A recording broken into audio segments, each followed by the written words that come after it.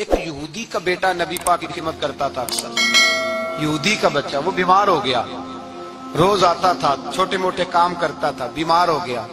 حضور نے فرمایا چلو تیمارداری کرنے چلتے ہیں. کس کی؟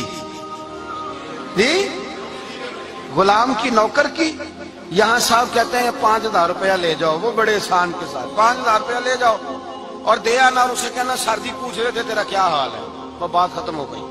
حضور بنفس نفیس گئے اور غریب کا گھر تھا. وہ یہودی باہر نکلا جس کا بیٹا بیمار تھا. تو کہتا جب دروازے پہ میں نے مسلمانوں کے نبی کو کھڑے دیکھا تو میرے پیروں تلے زمین ہی نکل گئی.